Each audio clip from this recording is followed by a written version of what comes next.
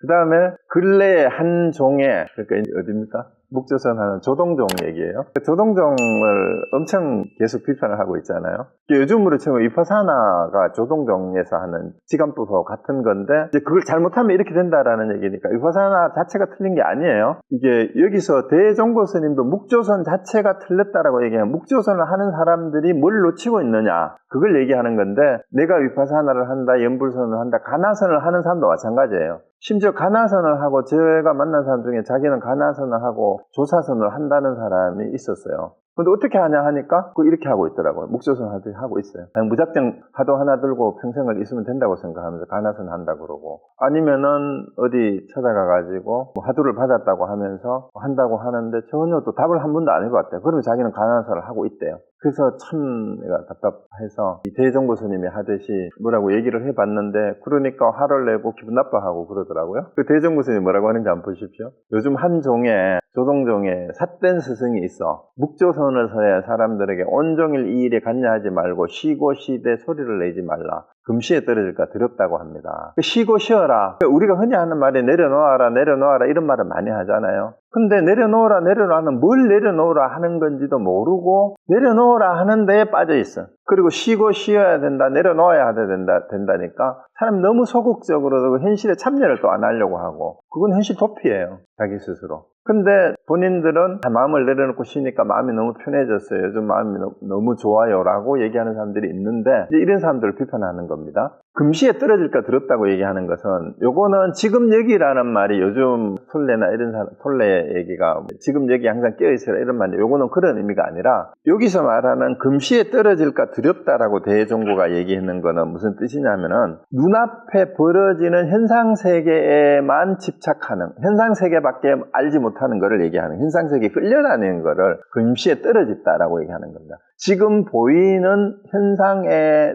떨어져서 다른 본성을 돌아보지 못하는 수준을 금시에 떨어졌다라고 표현하는 거예요. 지금 여기를 말하는, 지금 여기가 맞는데 금시에 떨어졌다는 말은 지금 눈앞에 보이는 현상에 끌려다니는 거를 이렇게 표현했다라는, 그 문맥상 그렇게 봐야 됩니다. 그래서 이따금 사대부들이, 지식인들이 총명하고 영리한 근기에 불임을 당하여 되게 시끄러운 것을 싫어하다가 이제 막 골치 아프고 이러다가 보니까 좀 쉬고 싶고 조용한 데 찾아가서 명상하고 싶고, 이러다가 보니까 분위기 좋은 데나 조용한 산사에 찾아가서 템플스테이 하고 많이 그러잖아요. 그러고 아니면은 경치 좋은 어디에 가서 정말 조용하고 아늑한 곳에 가보니까 너무너무 분위기도 좋고 조용하고 참 좋았어요 이러면서, 이제 또 거기에서 또 가르치는 사람들이, 안내하는 사람들이 문득 삿된 스승들이에요.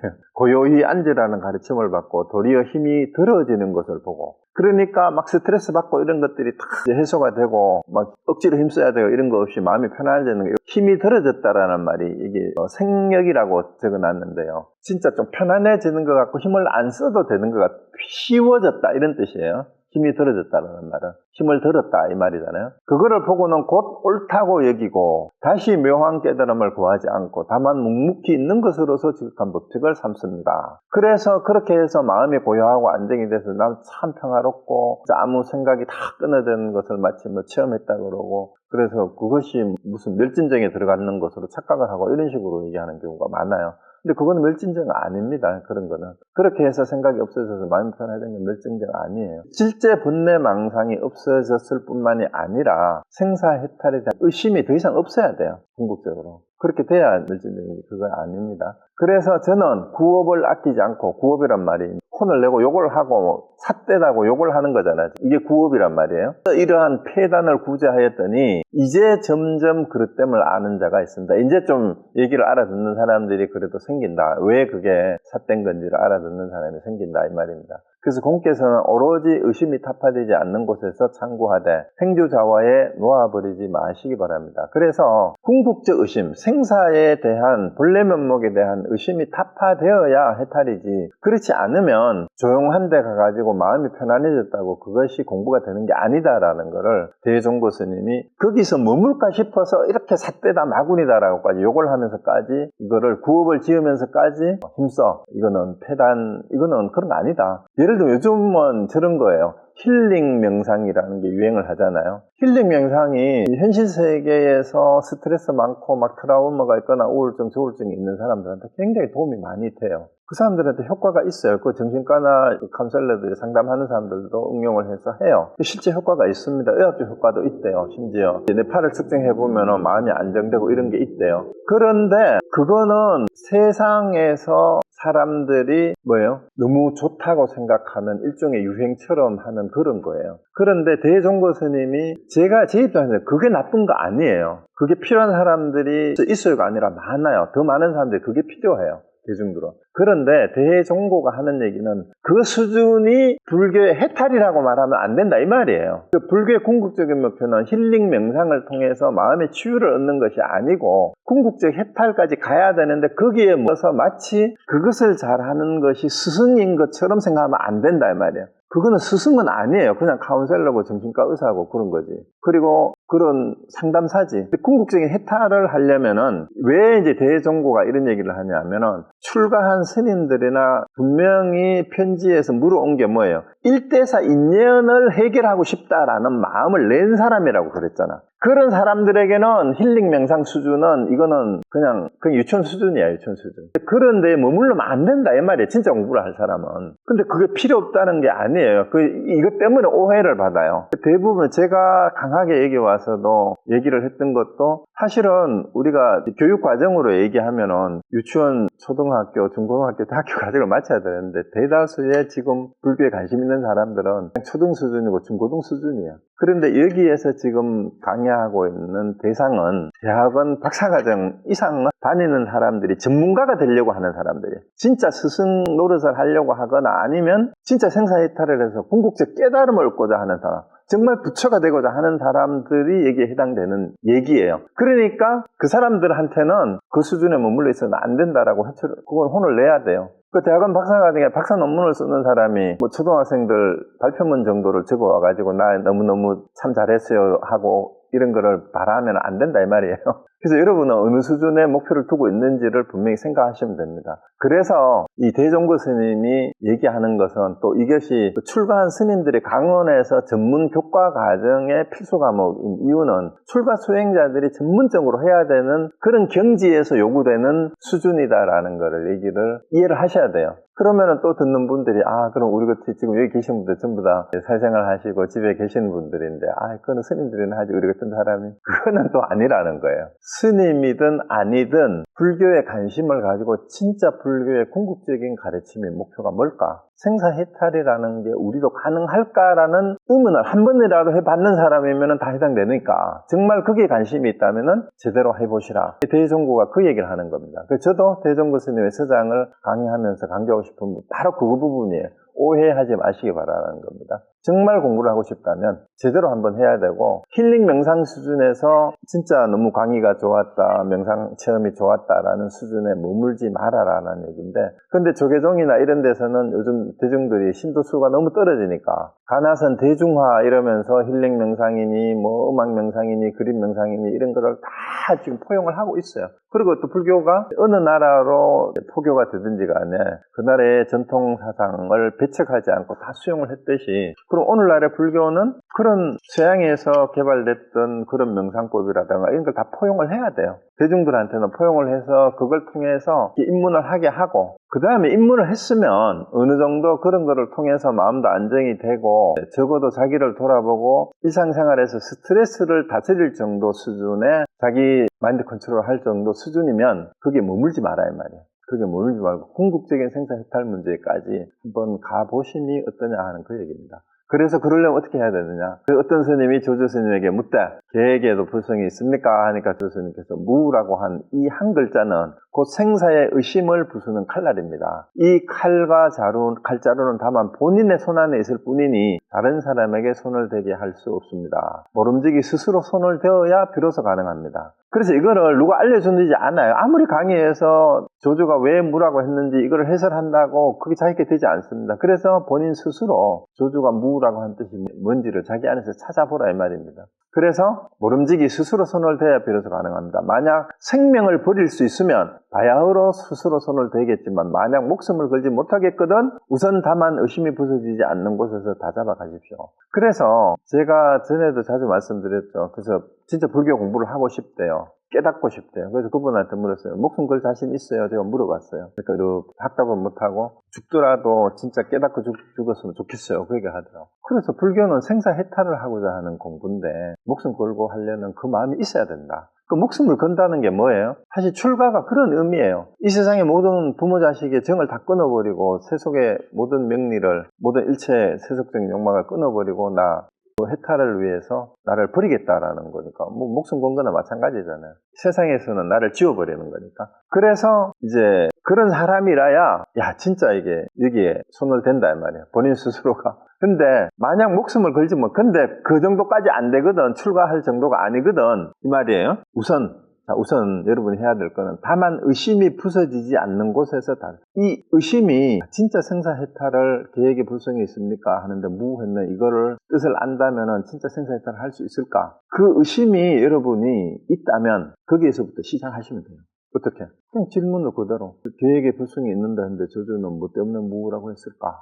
이렇게 시작하면 됩니다. 좀 간단하죠? 근데 그렇게 답이 안 나오는데 답이 금방 안 나오죠. 안 나오지만 찾아야 돼요. 어떻게? 우리 뭐 명상을 하시러 가잖아요. 호흡 명상도 하고, 뭐 요가도 하고, 운동도 하잖아요. 운동한다고 하루아침에 뭐 운동이 바로 고수가 됩니까? 안 되잖아요. 요가한다고 하루 1시간 요가하고 바로 고수가 돼요? 안 되잖아요. 그럼 이것도 마찬가지예요. 여러분이 다른 운동, 아니면 여러분이 대학 졸업하기 위해서 몇 년을 공부했어요? 알량한 학사학위 하나 받기 위해서? 그런데 생사해탈을 하는 공부를 하기 위해서 적어도 시간을 내서 여러분의 몸으로 투자를 해야죠. 적어도 대학 졸업한 만큼은 해야 되는데 여러분이 몇 년을 하면 되냐 하면 옛날 스님들이 하는 얘기가 빠르면 3년, 늦어도 10년이면 누구나 할 수 있대요. 적어도 3년 정도는 이 문제를 들고 씨름을 해봐야지, 자기 스스로. 그럼 뭘 어떻게?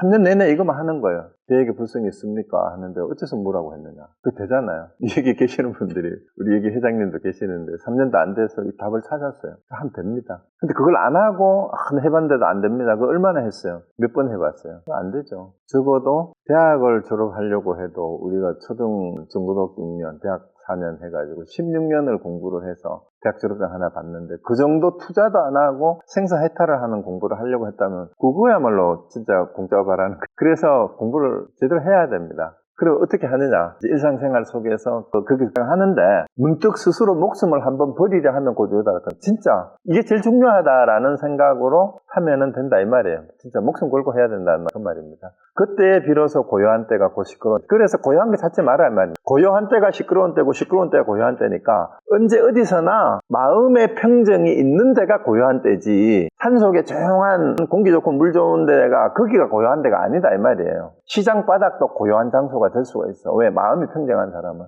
그런데 마음속에 번뇌와 욕망이 가득 차 있으면 아무리 조용한 경치 좋은 데 가 있어도 그대로 마음이 고요해지지가 않습니다. 그래서 고요하고 시끄러울 때가 따로 없고 말할 때가 곧 침묵하는 때이며 침묵하는 때가 곧 말할 때라는 것을 믿게 될 것입니다. 그 말을 따라가지 않으면은 말이 곧 침묵이고 침묵이 곧 말이 됩니다. 말을 따라가지 않고 말이 나오는 자리를 알면 침묵하는 자리나 말이 나오는 자리나 그 자리가 그 자리예요. 그래서 다른 사람에게 묻지 않더라도 또한 자연히 삿된 스승이 어지럽게 말하는 것을 듣지 않을 것입니다. 지극히 빌고 지극히 진짜 간절히 바란다 이 말입니다. 정말 공부하려는 마음이 있으면 그렇게 한번 해보십시오라는 그 얘기입니다. 자, 그 다음에 예전에 주세영이 편지로 운암진정하상에게 물었습니다. 불법은 지극히 묘하니 일상에서 어떻게 마음을 써야 하며 어떻게 몸소 공부해야 하는지 자비로서 이렇게 하시면 됩니다. 그럼 일상생활에서 우리도 지금 일상생활에서 어떻게 하면 됩니까? 그리고 진정하상이 말했습니다. 불법은 지극히 묘하여 둘이 없다. 다만 묘함에 이르지 못하면 길고 짧음이 있다. 진실로 묘함에 이르렀다면 마음을 깨달은 사람이니 여실히 자신의 마음이 구경에는 본래 라는 것을 알며 여실히 자제하며 여실히 안락하여 여실히 해탈하고 여실히 청정하다. 여실이라는 말은 실제로 이 말이에요. 실제와 같이 이 말입니다. 그래서 길고 짧고 묘하고 묘하지 않고는 자기 마음을 바로 깨달았으면은 그게 바로 뭐예요? 자기 마음을 깨달고 그게 궁극적인 진리다라는 말이에요. 구경이란 말이에요. 자신의 마음이 구경이다. 구경의 본래 부처다. 그리고 여실히 자제하다는 말 스스로 있다 이 말이에요. 본래 자제하다. 자유자재라는 말은 그 자체로 스스로 자기 존재의 근거가 지금 여기에 나라는 거예요. 나의 본성이 나의 마음이라 아는 그게 자제예요. 그러니까 더 이상 나를 괴롭힐 게 없어요. 안락이라는 말을 육체적으로는 고통스럽고 병이 있고 아프더라도 마음의 본성에는 아픔이 없다 이 말이에요. 육체적인 병이 날 수 있어요. 아플 수 있어요. 부처님도 저게 상한 음식 먹고 복통으로 괴로워하다가 돌아가셨어요. 부처님 안 아팠겠어요? 그런 의미가 아니에요. 상한 음식을 먹어가지고 막 배도 엄청 아프고 복통이 나가지고 막 죽을 지경이었지. 그렇지만 궁극적인 본성을 그것이 어떻게 할 수 없다라는 걸 알 뿐이에요. 그래서 죽음에 맞닥뜨려서도 마찬가지로 그렇게 될 수 있는 거예요. 마음을 깨달은 사람은 그렇다라는 겁니다. 그래서 상을 안 찍고 아프다 소리를 안 할까요? 할 수 있어요. 아무리 부처라 하더라도. 아프다. 몹시 고통스럽구나. 배가 너무 막 그냥 창자가 끊어지는 것 같은구나. 그런 얘기 안 했겠어요? 그 안락이 그런 의미가 아니다 이 말이에요. 여실히 안락이라는 말은 그 어떤 것도 더 이상 나의 본성을 해칠 수는 없다라는 걸 확실히 깨달은 사람에게는 그것도 또한 지나가는 일일 뿐이고, 그리고 고통스럽게 받아들여야 되죠. 아픈 건 아프다 할 수밖에 없지. 그렇지만 궁극적인 안락이 그런 모든 것을 벗어나서 고통이 원래 없다 이런 의미는 아닙니다. 본성은 그런 것에 물들지 않고 거기에 영향을 받지 않는다 이 말입니다. 내가 아무리 기쁘고 아무리 고통스럽고 힘들던 그런 거하고 관계없이 그걸 해탈이라고 한다. 그런 것에서 벗어난 경지. 그리고 여실히 청정이란 말은 더러운 것에 반대되는 청정이 아니라 그거는 어떻게 할 수가 없어요. 어떤 걸로도 그 본성을 해칠 수가 없기 때문에, 물들이거나 해칠 수가 없기 때문에 청정하다고 하는 겁니다. 그래서 일상에, 그러니까 매일매일의 일상생활 중에서 오직 자신의 마음을 쓸 뿐이니, 여러분이 알든 모르든 이미 마음을 쓰는 거예요. 지금 유튜브를 보고 계시는 것도 여러분 마음을 쓰는 거죠. 그 마음이 그 마음. 그래서 자신의 마음의 변화를 잡아 곧바로 쓰되, 그러니까 마음을 관찰하시면 돼요. 그러니까 지식을 용어를 알려고 하지 마시고 지금 내 마음이 어떤 마음이 들고 어떤 몸에서 어떤 느낌이 오고, 그 몸을 관찰하는 이유도 왜 몸을 먼저 위파사나에서 신념처 몸하고 호흡을 먼저 관찰하라 하냐면은 내 몸이 아님을 알게 돼요. 내가 단순하게 느끼던 몸을 통해서 내 마음을 깨달을 수 있기 때문에 그 몸을 관찰하라고 하는 겁니다. 그래서 마음의 변화를 잡아서 곧바로 쓰되 옳고 그름을 묻지 말라. 그냥 있는 그대로 100% 받아들여요. 톨레도 그런 얘기를 하잖아요. 서렌더라는 말을 써요. 그 사람은 어떤 상황이 오든 기쁨이 오든 고통이 오든 고통을 서렌더하라 그러는데, 그걸 인내하고 참으라. 인내도 그런 뜻이에요. 그거를 그냥 억지로 참으라는 뜻이 아니라 100% 인정하라는 거예요. 현재 이런 고통 상황이 과거에 있었던 지금 일어나고 있다면은, 지금 상황이 그런데 이거 내가 어떻게 할 수 없는 부분이면은 그냥 서렌더라는 말은 현실을 정확하게 인정하는 거예요. 그게 수용이에요. 서렌더라는 말이 뭘 굴복하는 그런 의미가 아니에요. 그래서 옳고 그름을 묻지 말라라는 말은 지금 현재 무슨 일이 일어나고 있잖아요. 내가 지금 죽어가고 있어. 아니면 우리 가족이, 자식이 죽어가고 있어. 근데 현실적으로 의학적으로 어떻게 할 수가 없어. 그러면 죽어가니까 슬프다, 힘들다 얘기하지 말고 죽어가고 있다라고만 얘기하라는 거야. 그게 옳고 그름을 묻지 말라는 얘기야. 그 전에도 한번 예를 들었는데 변방에 그 고사 이름이 뭐죠? 변방에 노인이 외동 아들이 하나 있었고 말을 하나 키우고 있었는데, 이제 키우던 말이 없어졌어. 그 동네 사람들이 영감님 이 집에 키우던 말이 없어져서 어떻게 참 안 됐습니다 이러니까, 안 됐다고는 하지 마시오. 그냥 말이 없어졌다고만. 그 며칠 있다가 이 말이 야생말을 한 마리 더 데리고 들어왔어. 그러니까 말이 한 마리 더 생기고요. 아이고 영감님 이 집에 말이 한 마리 더 생겨서 너무 좋겠어요 하니까, 좋다고는 하지 마시오. 그냥 말이 한 마리 더 생겼다고만 하세요. 그런데 이제 데리고 온 말이 야생말에서 길이 안 들어져서 그 집에 아들이 그 말을 길들이려고 말을 타다가 말에서 떨어져가지고 다리가 부러졌어. 아이고 이 집에 귀한 아드님이 다리를 다쳐서 어떡합니까? 참 안 됐습니다 하니까 이 영감님이 그랬다 그러죠. 안 됐다고는 하지 마시오. 그냥 다리가 부러졌다고만 하세요. 그 다음 얘기도 아시죠? 전쟁이 났는데 동네 청년들이 다 끌려갔는데 전쟁터에 이 아들만 안 갔어. 다리가 다쳐. 그러니까 아이고 이 집 아들은 다행히 전쟁터에 안 끌려가서 참 다행이라고 하지 마시오. 그냥 전쟁터에 안 끌려갔다고만 하지 마시오. 이게 정이고, 세옹지마다 세옹지마. 이 세옹지마라는 말을 지나고 난 뒤에 좋은 것이 나쁜 것일 수도 있고 나쁜 것이 좋은 것일 수도 있고 이런 얘기가 아니고, 현장을 그냥 지금 보시라 이 말이에요. 마음의 변화를 잡아 곧바로 쓰되 옳고 그름을 묻지 말아요. 옳고 그름. 지금 이 노인이 내가 이제 풀어서 얘기했듯이 그냥 그 현상만을 직시하라 이 말이에요. 말이 없어졌구나. 그랬을 때 그걸 100% 인정했을 때 마음의 동요 없이 침착하게 그 상황에 오히려 대응할 수가 있어요. 안절부절하게 되잖아. 대부분이 마음이 심리적으로 먼저 흔들리면은. 그래서 옳고 그름 묻지 말고 그냥 있는 그대로 서렌더하라는 말이 그런 의미예요. 에카르트 툴레의 지금 얘기를 살아 이런 책에 나오는 얘기가 계속 그런 얘기잖아요. 자, 그래서 마음을 헤아려 사랑하면 이게 이미 옳지 않다. 이게 좋은 일일까 나쁜 일일까, 아이고 큰일 났네 어쩌지 걱정하고 이러면은 그거는 벌써 옳지 않다 이 말이에요. 그래서 자식이 죽어도 죽었구나 그렇게 생각해야 돼. 근데 제가 우리 집안에도 조카가 하나 죽었는데 몇 년 전에 26살짜리가 죽었는데 이 장례를 어떻게 지내야 되는지에 대해서 가족 간의 의견이 대립이고 그런 문제가 생긴다 이 말이야. 그러다가 나는 그때 무슨 생각이 들었나 하면 황지우의 시에 그 얘기 있잖아요. 죽은 사람을 장사 지내는 일 또한 살아있는 사람들의 살아가는 방식의 하나인 것을 뭐 이런 말들이 있어. 그 살아가는 그 방식에서 내가 마음을 어떻게 쓰는지 이게 뭐 극식이 맞다 안 맞다 뭐 이러고 저러고 그런 얘기도 할 필요가 없어요. 그냥 그 상황에서 가장 좋은 거를 정하면은 되는데 이제 이게 마음을 사랑해가지고 이게 맞다 저게 맞다 이렇게 되면은 옳지 않다라는 거예요. 뭐 때문에 우리가 옥신각신했냐면 조카를 화장을 해서 유분을 수습을 해서 한국으로 데리고 와서 미국에서 죽었는데 근데 엄마는 유골함을 가지고 이제 한국 가서 정식으로 집안에서 나를 받아서 이제 가족 묘지에 안장을 하려고 했단 말이에요. 근데 유분을 가지고 이제 자기가 유골함을 들고 가서 집으로 들어가려고 하니까 작은아버님이 그 유골을 집에 데리고 오는 거 아니다. 옛날 방식 그렇잖아. 그래서 우선 산소에 가묘에 오늘 밤에 묻어놨다가 정식 안장을 하기로 하자 그러니까 왜 엄마는 우리 애를 왜 못 가지게 하냐, 애 혼자 어떻게 사냐 버려두냐고 이래서 문제가 생긴 거야. 그래서 여러분들은 물론 전 어른들은 옛날 방식으로 하려고 하고 그거하고 그 여동생들은 하루라도 유골이지만 품에 안고 같이 가지고 있고 싶은 그 마음이 또 있는 거예요. 그 양쪽 다 이해는 돼. 이해는 되지만 그래서 누가 제 이 얘기를 하니까 나 같으면 어떻게 하겠냐. 내가 본인이 내가 아버지면은 뭐 죽은 자식은 뒤도 돌아보지 않는다는 말이 있잖아. 죽은 건 죽은 거지. 마음이 안 된 건 안 된 거지만 애착을 해가지고 묘비를 세우고 뭐 하고 기리고 싶겠죠 당연히. 저는 그랬어요. 우리 아들이라면은 그냥 여기서 뿌리고 한국에 안 가지고 갔다 그렇게 얘기를 했어요. 실제로 그랬어요.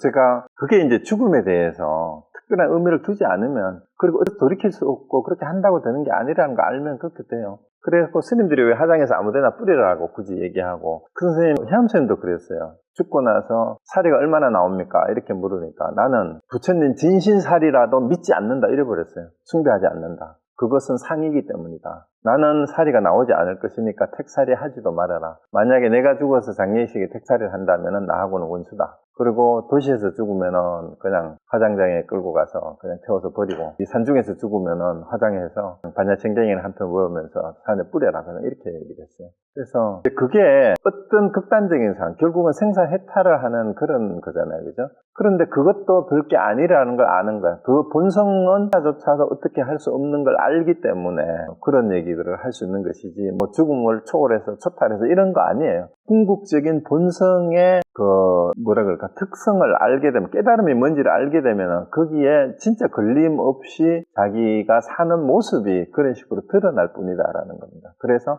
외계가 한참 다른 데로 갔는데 그래서 마음으로 헤아려 사랑하면 옳지 않다. 마음을 헤아리지 않는다면 낱낱이 천진이며 낱낱이 밝고 묘하며 낱낱이 연꽃이 물에 젖지 않는 것. 본성은 그렇다는 겁니다. 그래서 마음이 청정하면 피차를 뛰어넘는다. 그러니까 피차는 여기서 차안과 피안이라고 생각해도 됩니다. 이것과 저것 너와 나 이걸 다 포함해도 되고요. 그러므로 자신의 마음이 미혹하기 때문에 중생이 되고 자신의 마음을 깨닫게 부처가 된다. 여기서 피차는 부처와 중생이 피차가 될 수도 있어요. 그래서 중생이 곧 부처이고 부처가 곧 중생이 이거는 미혹함과 깨달음 때문에 저것과 이것, 즉 피차가 있는 거예요. 중생과 부처가 있다. 미혹하고 깨닫고 그 차이뿐이다. 그래서 요즘 도를 배우는 사람들은 되게 자신의 마음을 믿지 못하며 자신의 마음을 깨닫지 못하고 자신의 마음에 밝고 묘한 수용을 얻지 못하며 자신의 마음의 안락해탈을 얻지 못하고 마음 밖에 망령되이 선의 길이 있다고 하여 망령되이 기특함을 세우고 망령되이 취하고 버림을 내어 치사 선택한다 이 말입니다. 이게 좋고 저게 좋고 이러면서 비록 수행을 하더라도 외도 이승의 선의 고요한 단견에 떨어진다. 그래서 이거 외도다 이 말입니다.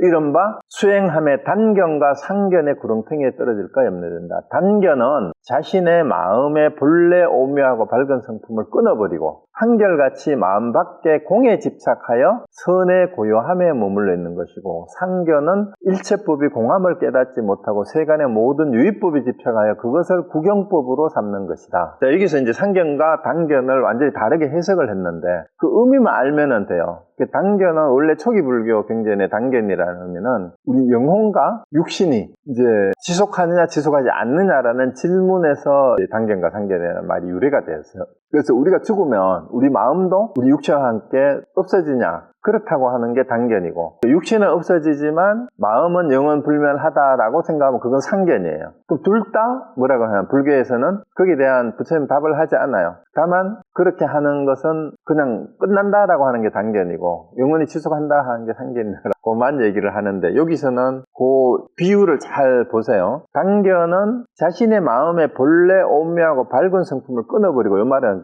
한마디로 얘기하면 자기 본래 마음을 모르고, 이 말이에요. 본래 마음을 모르고 본래 마음에 대한 것은 잊어버리고 바깥에 있는 다른 거에 경계에 집착하는 것을 단견이라고 여기는 그렇게 표현한 거예요. 경계에 집착하는 거. 그 다음에 상견은 일체법이 다 공한데, 이것도 역시 마찬가지예요. 세간의 경계에 집착해가지고 이것이 뭔가 궁극적인 것이 무엇이 있는 것처럼 이렇게 생각하는 거예요. 그러니까 위에는 공에 집착해가지고 모든 다 끊어버린 거예요. 일체 유의법을 다 끊어버리고 공에 집착해서 고요한 데만 머물려고 하는 거를 단견이라고 하는 거고, 여기서는 상견은 유의법이 궁극적인, 그 바깥에 있는 경계가 마치 뭔가 진리인 것처럼 생각해서 쫓아다니는 거, 이거를 상견이라고 한다 라고 얘기하는 거예요. 어쨌든 상견과 단견이라는 말은 우리의 본성을 알지 못하고 바깥 경계에 치우치는 거예요. 어떤 식으로든 경계를 이게 전부 다 아무것도 없다라고 얘기하면 그게 공에 빠진 거고, 그리고 이 세상의 유의법이 영원하다고 생각하면 그거는 상견에 빠지는 거고, 그런 겁니다. 여기는 그렇게 설명을 했어요.